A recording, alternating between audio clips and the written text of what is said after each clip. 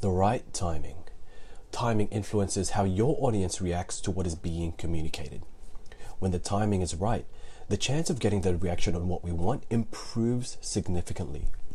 As a leader, you have to consider the other person's state of mind, emotions, feelings, schedule, and other various factors when communicating. For example, no one enjoys being the bearer of bad news, and no one ever looks forward to giving it. But in the reality of things, the more you avoid it, the worse the situation will become. Businesses can take a huge downturn with the process of laying people off or making them redundant. And that communication needs to be conveyed sooner rather than later. It's best to be proactive with communication. And if you owe someone a response, do it sooner rather than later. If you are slow to respond to questions and communication, it might be difficult to develop trust, as prolonged responses may seem to imply that you're taking action without letting your audience know what it is you're doing. Timing is especially important when you're communicating a negative response or bad news. Don't put it off. Do it as soon as possible and give your audience the benefit of complete information. Timing is very important, and its effect on anyone wanting to deliver effective communication. Previous leaders have known this for years, and it's important to getting the target audience at the right time at the right place. Okay, an example of this is if someone talks to you about food when you're hungry, then you're far more likely to eat or go out and get some food after that interaction, right? Unfortunately, the same rules don't apply in our corporate setting. I understand as a leader, you need to incorporate plans and strategic timetables, but if you just dump a bunch of information and that doesn't amount to anything, and and if people aren't ready to receive that information and they aren't ready to listen, most importantly, they aren't ready to absorb that information, it'll all be worthless and useless, and it'll discredit you as a leader.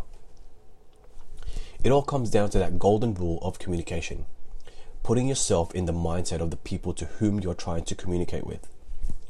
You might need to prepare the audience for what is coming, and this can be done through explaining the context of what you're doing and why before you hit them with your core message.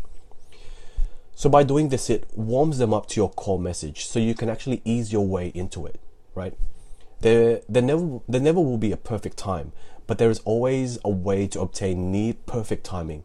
And by warming them up, the context does an amazing job of getting people into that mood. So the best communicators know how to time what they say to fit their audience when the audience is at their most receptive. Whether it's online or offline conversations, there is no difference. If someone is going through personal issues, or they may be exhibiting body language that's in the defense, or they're like slouched and they're not in the mood, it wouldn't be the right time to add on to what they're going through, but maybe when they're in a better emotional state. Always remember that people are human, and you need to make them feel like one.